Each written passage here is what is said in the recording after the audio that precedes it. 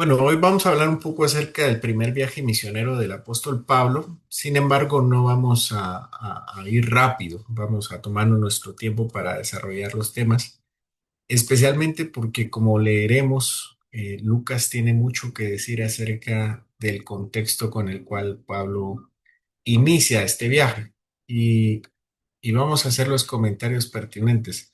Una de las cosas que dije en mi oración y la digo muy intencionalmente, es que nuestro estudio debe ser profundo, pero debe ser también espiritual. Mm. Y es, a veces es difícil conciliar ambas, ¿verdad? Porque para nosotros muchas veces la inteligencia está peleada con la espiritualidad, ¿verdad? Si nosotros consideramos algo muy teórico, ¿cómo podemos volverlo práctico? O si es demasiado práctico, ¿cómo podemos volverlo teórico? Sin embargo, nuestro Señor nos da mucha luz, ¿verdad? Y su espíritu nos ilumina para poder hacerlo de acuerdo a un buen entendimiento de la palabra. Y el libro de Hechos está colmado de detalles y no son detalles poco importantes o solamente para satisfacer el morbo de los lectores, sino están puestos con un propósito. Por supuesto que su propósito, los propósitos de los detalles, no hay que espiritualizarlos tampoco, pero sí hay que ponerles bastante atención porque enriquecen nuestra lectura y nos ayudan a comprender mejor la palabra. Cuando nuestro Señor habla acerca de la escritura, dice que no pasará ni una tilde ni una jota, no pasará ninguna palabra. Es decir, todo lo que se ha escrito en la palabra es importante hasta el detalle más pequeño. Así que no deberíamos tomarlo también nosotros a la ligera si es que tenemos un escrito tan rico como el libro de Hechos, tan rico en detalles, debemos ponerles atención. Nosotros llevamos muchos estudios bíblicos, llevamos muchas clases, muchas predicaciones y cada uno tiene un énfasis diferente. Hay que amar la poesía de la Biblia, hay que amar la instrucción de la Biblia, pero también hay que amar la historia de la Biblia. Y eso lo podemos ver en el libro que tenemos por delante, que es el libro de los Hechos. Hoy casi que sí nos vamos a dedicar exclusivamente al libro de los Hechos. Anteriormente habíamos cruzado de algunas epístolas, pero bueno, al menos en esta ocasión sí nos vamos a detener en Hechos. Y vamos a leer el capítulo 13 y vamos a empezar los versículos 4 hacia el 12. Y aquí lo tengo en la pantalla, sin embargo, si ustedes tienen su palabra, su escritura, la Biblia, pueden utilizarlo. Mi recomendación es que la utilicen para que se familiaricen con el texto. Dice ellos, un poco de contexto, ¿no? Había entonces, dice el versículo 1, en la iglesia que estaba en Antioquía, profetas y maestros, Bernabé, Simón, el que llamaban Níger, Lucio de Cirene, Manaén, el que se había criado junto a Herodes, el tetrarca, y Saulo, ministrando estos al Señor y ayunando. Estaban adorando al Señor y estaban ayunando. Dijo el Espíritu Santo, apartadme a Bernabé y a Saulo para la obra a que los he llamado. Entonces, habiendo ayunado y orado, le impusieron las manos y los despidieron y empieza su primer viaje misionero. El primer viaje misionero inicia en Chipre. Vamos a pasar a la diapositiva y nos vamos a quedar solamente en Chipre. Este es el primer viaje que hará Pablo. Entonces, Pablo, yo creo que lo corto, pero aquí está Jerusalén. Hacia abajo está Jerusalén. Y Pablo había subido de Jerusalén a Antioquía. Y esta es Antioquía, la iglesia misionera. Les comentaba en la última ocasión que la iglesia de Antioquía es una iglesia que para nosotros se ha perdido, o no, tal vez no la palabra, no, ha cometido herejía, ¿verdad? Porque la iglesia antioqueña ha negado las verdades de la doble naturaleza de Cristo en una persona, ¿sí? Entonces, para nosotros los antioqueños, la iglesia de Antioquía ha quedado fuera, ¿no? Que el Señor la salve.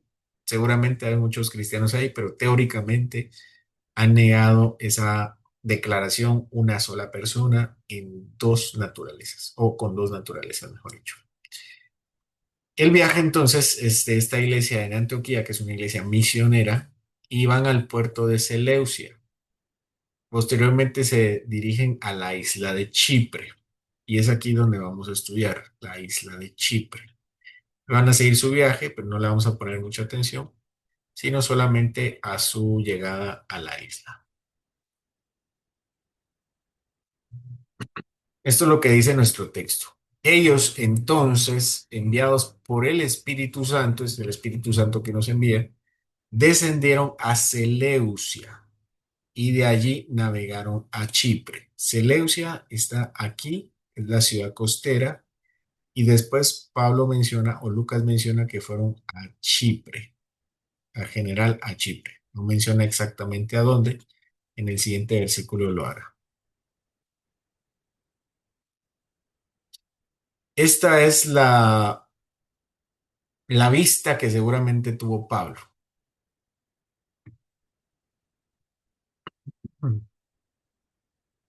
Esta es la vista que seguramente tuvo Pablo. Esta es la costa de Seleucia. Entonces se imaginan, ¿no? Venir de Antioquía y llegan a la parte de la costa y tienen esta imagen del mar Mediterráneo.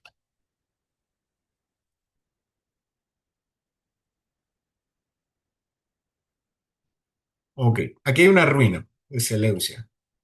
Seleucia era una ciudad helenística, era una ciudad de origen griego, pero recuérdense que los griegos habían caído por los romanos.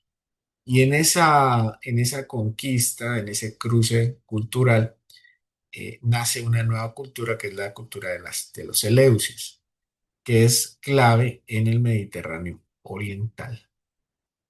Por supuesto, tiene una infraestructura portuaria y su principal socio mercantil era precisamente Chipre, aunque tenían también grandes negocios con Asia Menor, dada la amplitud del mercado.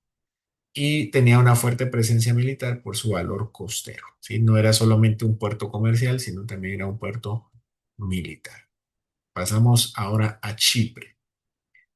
Aquí tenemos arriba la ciudad, pero la isla de Chipre. La isla de Chipre tiene esas regiones que pueden ver ahí. La verdad es que no me las sé todas. Aunque en las que vamos a profundizar va a ser en Pafos y en Salamis. Ellos vienen de Antioquía y van a llegar al puerto de Salamis, a la ciudad de Salamis primeramente, y después se van a dirigir a Pafos. ¿Qué podemos decir de Chipre? Ahí tenemos una ruina. Chipre es bastante helénica. Es una isla estratégica del Mediterráneo Oriental, punto de conexión entre Asia Menor, Siria y Grecia. La provincia romana es provincia romana desde el año 58 antes de Cristo y está gobernada, como vamos a ver más adelante, por procónsules. Y estos procónsules son importantes, no son gobernadores cualquiera como Herodes, en la región de Judea. Por eso cuando llega Pilato es algo importante, porque es una región cualquiera. No era importante, pero no era tan importante, como sí lo es la región de Chipre. Por eso necesita un procónsul. Y menciona a Sergio Pablo. Vamos a hablar de Sergio Pablo en un momento. Hay una población mixta, hay bastantes judíos de la diáspora y vienen de la diáspora porque les queda ahí cerca, ¿no?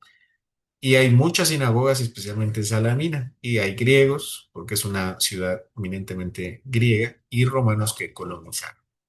Su economía está basada principalmente en la producción del metal, el cobre, el vino y la madera. Eso es Chipre. Sigamos con la lectura. Y llegados a Salamina, dice que cuando llegaron aquí a la primera ciudad en Chipre, anunciaban la palabra de Dios en las sinagogas de los judíos y tenían también a Juan de ayudante. Sí, eso es lo que nos dice. Llegan a Salamina, llegan de, de, de ¿cómo se llama? Seleucia a Salamina y ahí empiezan a predicar. Como mencionamos, hay muchos judíos y por lo tanto hay muchas sinagogas. Pablo es un apóstol, aunque ya se ha dicho que es apóstol a los gentiles, como lo hacía el Señor y como lo hacían los apóstoles, empieza en las sinagogas a predicar a los judíos. Eso Pablo lo va a decir después en Romanos. Su primer ministerio era hacia los romanos, hacia los judíos. Como ellos rechazan al Señor, se vuelve a los gentiles. Esta es la vista que tiene Pablo. Bueno, es al revés, ¿no? Sería. Pero esta es la costa a la que llega Pablo. Perdón ahí la imagen de agua, ¿no? Pero esta es la mejor imagen que conseguí en cuanto al panorama. Y podemos ver las ruinas de Salamina y tenemos la costa de Salamina, como miraba la ciudad al mar. Imaginan a Pablo entonces venir en bote, en barco, a la ciudad. Un mar muy bonito, no es el mar Mediterráneo. Aquí tenemos el Teatro de Salamina. No se nos dice que Pablo ha ido al Teatro de Salamina, solo lo pongo como referencia, para que vean también qué tan griega era Salamina. Qué tan griega era Salamina, aunque no se dirige con los griegos, sino con los judíos. Es la principal ciudad judía de Chipre, contaba con varias sinagogas, lo que facilitaba el inicio de la misión. También era una ciudad portuaria, por supuesto, venían de Seleucia a Salamina. Era la puerta marítima del oriente chipriota. Es la ciudad más importante del oriente, la que da al oriente, y después se van a ir a la de occidente. Había población diversa, ¿verdad? Así como lo mencionamos anteriormente, judíos, griegos, romanos, y era un contexto culturalmente abierto, poca discriminación para la época. Hay una fuerte influencia helénica, de hecho hay muchas imágenes en internet sobre cómo era la ciudad en su infraestructura y se puede ver claramente cómo era una ciudad helénica, con el hecho de tener un teatro griego, pues nos dice la importancia, llegaba bastante gente a las actividades del teatro. Filosofía griega, arte griego, educación, ¿verdad? Pues una ciudad griega. Pero también se nos menciona que hay un nuevo tripulante. Inicialmente imponen las manos sobre Bernabé e imponen las manos sobre Pablo, sobre Saulo, y los envían, pero ellos ya tienen el oficio, ya solamente los envían. Y se une como equipo, como parte del equipo ministerial, Juan Marcos. ¿Quién es Juan Marcos? Juan Marcos tenía una madre muy cristiana, muy devota, y María tenía una casa amplia donde se reunía la iglesia de Jerusalén. Es el lugar al que Pedro llega tras ser liberado de la cárcel. ¿Se recuerdan de esa historia? La iglesia está orando para que Pedro salga de la cárcel. El Señor se mueve, el Señor hace grandes cosas y Pedro sale de la cárcel. Toca la casa de María, la madre de Juan Marcos, y salen a ver quién es y no lo creen, regresa y dice, es Pedro, pues ábrele a Pedro, ¿no? Para eso estamos orando. Esa era la casa de María, la madre de Juan Marcos. El primo de Juan Marcos era Bernabé, no sé si ya lo mencionamos, pero eso lo dice Colosenses 4:10. Bernabé era primo de Juan Marcos. Entonces, de aquí podemos ya empezar a atar algunos cabos, ¿verdad? El hecho de que Juan Marcos se les uniera no era obra de la casualidad. Seguramente Bernabé le invitó a formar parte del equipo misionero, ya que Juan Marcos era un cristiano de su madre, por su madre también, entonces pues, podría ser alguien ideal para llevar el evangelio. Ya conocía también que era la prueba. Pudo haber tenido por eso mismo una conversión temprana por ese contexto familiar de su madre, y es probable que haya sido uno de los primeros discípulos en Jerusalén, aunque la Biblia no dice nada al respecto. Ahorita vamos a comentar algo acerca de esto. Es el posible escritor del segundo evangelio, que es el evangelio de Juan Marcos. El evangelio de Marcos, pero no dice Juan Marcos de Marcos. Recordemos que los evangelios, al menos eh, los primeros tres evangelios, no, bueno, ningún evangelio está propiamente citado, bueno, identificado, mejor dicho. Sin embargo, la tradición nos ayuda a entender que probablemente el primer evangelio lo escribe Mateo, y para eso pueden ver el primer sermón de nuestra serie en Mateo, ahí menciono alguna de las fuentes. Y también en la serie, en nuestra serie de Marcos, ahí menciono a Marcos, ¿verdad? Como autor del segundo evangelio. Se dice que Juan Marcos es el autor del segundo evangelio debido a que Papías de Hierápolis lo menciona como el autor. Bueno, no dice que es el autor del segundo evangelio, simplemente dice que Pedro le dictó fielmente todo lo que había visto, o todo lo que había oído, todo lo que había experimentado. Eso dice Papías de Hierápolis. Y por eso se cree que Juan Marcos escribe el segundo evangelio, por esa tradición, por ese testimonio. Papías de Hierápolis no era cualquier persona tampoco. Papías de Hierápolis era discípulo del apóstol Juan. Entonces, él es nuestra fuente para afirmar que Juan Marcos escribió el segundo evangelio. Además, Pedro lo menciona en una de sus cartas, en su primera carta, y dice que él es un buen instrumento, un hijo suyo. Y por lo cual nos da a entender que, bueno, ya vamos a ver qué pasa con Juan Marcos, ¿no? Pero Juan Marcos, después de pasar su mal rato en este primer viaje misionero, encontrará su redención con Pedro, y Pedro dirá que él es un instrumento del Señor. Así que vemos esa redención de Pedro, pero redención de Juan Marcos por Pedro. Y de hecho el Evangelio de Marcos tiene esa particularidad, que es el enfoque de Pedro. La visión de Pedro en el Evangelio de Marcos es bien especial. Así que hay más evidencia para decir que Pedro dictó el segundo Evangelio a Marcos. Otra cosa que tengo que mencionar es que en el Evangelio de Marcos hay una escena. Es una escena donde se menciona a un hombre que está siguiendo el arresto del Señor, cuando de repente alguien lo agarra también para llevarlo arrestado seguramente, y cuando lo agarra se quita la sábana porque es una sábana y sale corriendo desnudo. ¿Se recuerdan de ese texto? Vamos a buscarlo.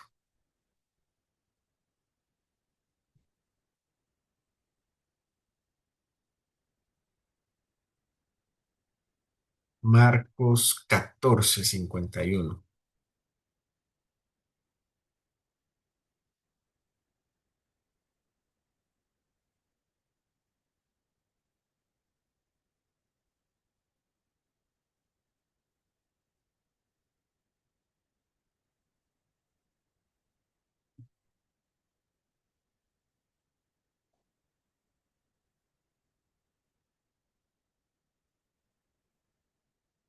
Vean, vamos a ver, les voy a poner todo el panorama. Miren, Marcos 14. Marcos tiene 16 capítulos, ya estamos terminando. Vean, se comenta del arresto del Señor. Aquí está todo el arresto del Señor. Entonces todos los discípulos dejándole huyeron. 51. Pero cierto joven le seguía, cubierto el cuerpo con una sábana, y le prendieron. Mas él dejando la sábana huyó desnudo. Eso dice el Evangelio de Marcos. Y después cambia el tema. Trajeron pues a Jesús al sumo sacerdote y se reunieron, etcétera, etcétera.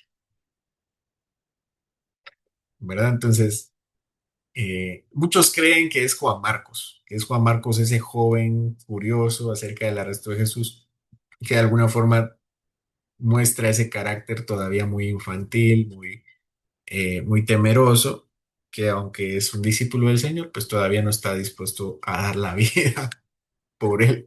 Y por eso, en su curiosidad y en su cercanía, ¿no? Porque ¿cómo va a estar alguien tan cerca de ese momento tan íntimo sin ser simpatizante del Señor? ¿Verdad? Si no era simpatizante, debía llevar una antorcha también. Pero esa distancia nos sugiere que era alguien simpatizante del Señor, pero sin ser de sus discípulos. Y Juan Marcos cabe en esa descripción. Así que por eso todo se arma, ¿no? Creemos que él es el indicado para decir que es el evangelista, además que su mamá es cristiana, él era cristiano desde muy joven, por su madre seguramente, y al mismo tiempo primo de Bernabé, y el mejor prospecto para acompañar a Pablo y a Bernabé. Tengo en los comentarios una pregunta. María, la madre de Juan Marcos, no es la madre de Jesús. No, no es la misma María. Hay varias Marías. Sí, es un nombre bastante común. De hecho, el nombre de María no es el correcto. Se llama, María no se llama María. María se llama Miriam, como Miriam de la hermana de Moisés, ¿verdad? Así como Jesús es Josué o Jesús. Bueno, esa es la aclaración. Por eso mismo, el nombre María es bastante común entre las mujeres. Vamos a seguir con nuestra lectura. Vamos a ver dónde estamos. Vamos a regresar a nuestro texto.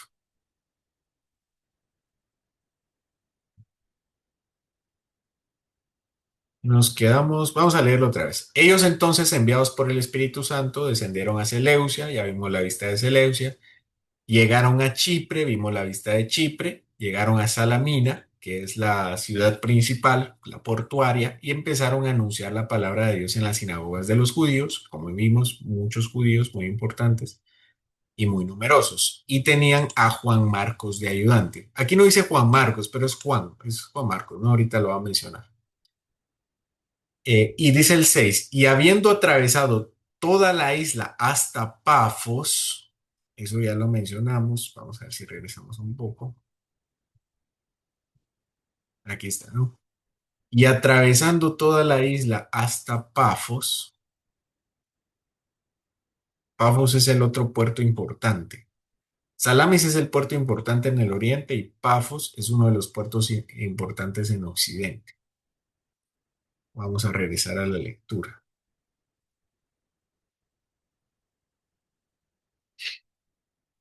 Versículo 6 y habiendo atravesado toda la isla hasta Pafos, hallaron a cierto mago, falso profeta judío llamado Bar Jesús, que estaba con el procónsul Sergio Pablo, varón prudente.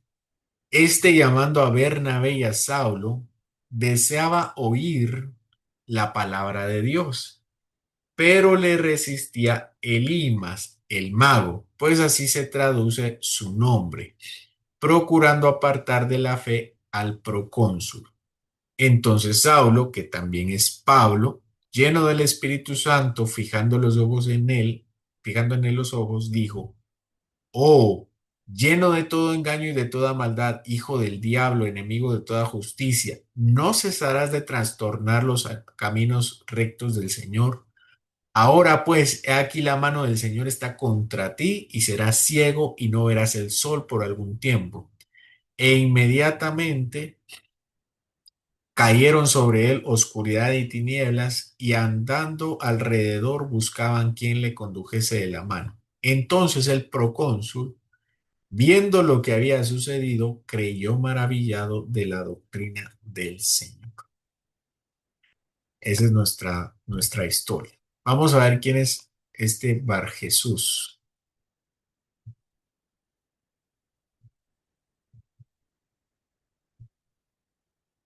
Bueno, Bar Jesús desde ya podemos decir en su nombre. Ya hemos dado mucha información sobre el hebreo para decir que es Bar Jesús. Bar Jesús tiene un prefijo que es Bar, que significa hijo, y Jesús es un nombre, así que Bar Jesús realmente es el hijo de Jesús. Un autor judío que se llama Filón de Alejandría, bastante famoso, que era de alguna forma anticristiano, junto con Josefo, Flavio Josefo. Flavio Josefo es una de las mejores fuentes que nosotros tenemos de la época del Señor, aunque Josefo vive un poco después incluso que Pablo.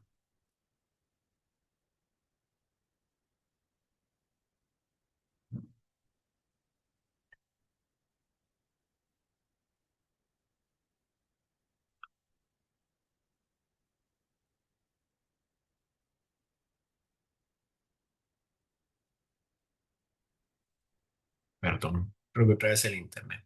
Bueno, entonces, Filón de Alejandría, este defensor de la judío, exégeta judío, y Flavio Josefo, el historiador judío, menciona la existencia de falsos profetas judíos que viajaban ofreciendo servicios mágicos, curaciones y amuletos, incluso dentro de círculos romanos, ¿verdad? Entonces esto No era nada común, al contrario, era pues, algo normal, ya está atestiguado. En la época, gobernadores,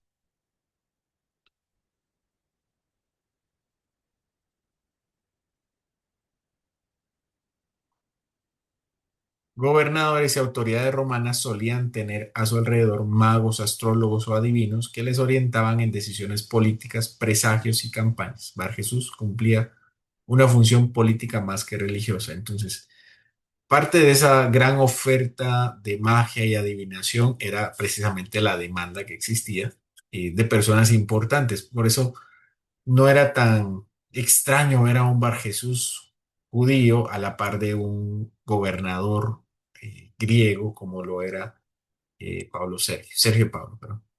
Y Chipre tenía una reputación antigua de prácticas esotéricas, especialmente el culto en torno al culto a Afrodita y tradiciones orientales, y así facilitaba a los magos judíos que tuvieran influencia en las figuras de poder, ¿verdad? Este era Bar Jesús, que también le llama Elimas o Elimas, que significa sabio. Vamos a regresar a la lectura. ¿Qué pasa con este, no? Recuérdense que ellos están en Pafos, ellos ya no están en Salamina. Ellos, dice la palabra que él les resistía. ¿Qué significa la palabra resistir? Significa que estaba en contra de su evangelio. Seguramente estaba tratando de refutarlos, apartar. Aquí dice el texto que estaba apartando de la fe al procónsul. Entonces, Sergio, que también es Pablo, bueno, Saulo, bueno, que también es Pablo, lleno del Espíritu Santo, fijó los ojos en él. Recuerden, Saulo es un nombre. Yo le he dicho Pablo, pero la Biblia le menciona como Saulo. Sin embargo, desde este momento Lucas empezará a utilizar más su nombre griego o su nombre latino, que es Pablo. Y le dijo, no, lanza la maldición, oh lleno de todo engaño y de toda maldad, hijo del diablo, enemigo de toda justicia, no cesarás de trastornar los caminos rectos del Señor. Recuérdense que el libro de Deuteronomio condena explícitamente la hechicería.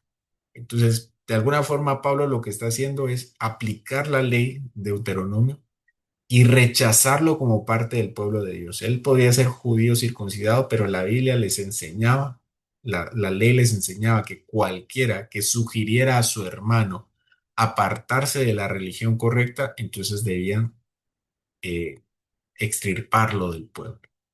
Entonces, eso es lo que está haciendo Pablo a través de esta maldición.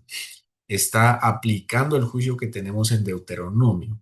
Ahora pues aquí la mano del Señor está contra ti y serás ciego y no verás el sol por algún tiempo. ¿Verdad? Esta no es tanto una cuestión como que Pablo tuviera exactamente la voluntad de Dios, la voluntad específica de Dios para saber que él estaba en contra de él. Simplemente con la violación de la ley de Deuteronomio, él sabía que no estaba en la voluntad de Dios. Inmediatamente cayeron sobre él oscuridad y tinieblas, y andando alrededor buscaba quien le condujese de la mano. Entonces el procónsul, viendo lo que había sucedido, creyó maravillado de la doctrina del Señor. Eh, bueno, aquí me faltó un punto, ¿no? Los documentos romanos como el Digesto mencionan la tendencia de los magos judíos a caer bajo sospechas por rumores de manipulación y engaño. El Limas estaría asociado con este estereotipo. Tenemos a Sergio Pablo también. Es difícil determinar quién es Sergio Pablo en este contexto. Durante algún tiempo se sospechó de que Lucas estuviera inventando a este Sergio Pablo, ya que no existía muchos vestigios acerca de él. Sí, nosotros no debemos pensar también que hay demasiada información acerca del pasado. Mucha de la información es completamente bíblica. La Biblia es un excelente recurso histórico que no tiene otra comparación en el pasado. Así que a veces ustedes miran las historias de Julio César y Claudio y todos ellos, y apenas hay cosas de ellos, ¿sí? Apenas hay ciertos documentos. La Biblia es un documento histórico increíble. Bueno, vamos a ver quién es Sergio Pablo. Sergio Pablo, Lucius Sergius Paulus, era aristocrático, era de la familia Sergia, que era un gen romano muy antiguo, era uno de los patrísticos, de los descendientes originales de Roma. Un Sergio Pablo aparece en inscripciones en Prisidia. Ahorita vamos a ir a Prisidia en la siguiente parte, lo que confirma su existencia histórica.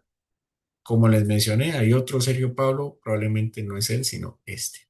Como procónsul, Sergio Pablo debió haber sido formado en retórica, filosofía y ciencias administrativas. Y Chipre, siendo una provincia senatorial del Senado, recibía gobernadores experimentados y no principiantes. Chipre era poderoso, Chipre era importante económicamente hablando.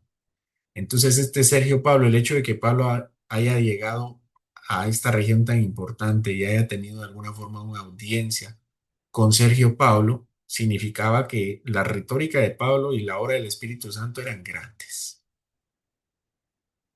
Y gracias a él y al poder del Espíritu, por supuesto, quita a Elimas, a Bar Jesús del camino, después de haberlo maldecido, y lleva el Evangelio a Sergio Pablo, y él finalmente cree, ¿verdad? Que es lo que nos vemos en este primer viaje misionero.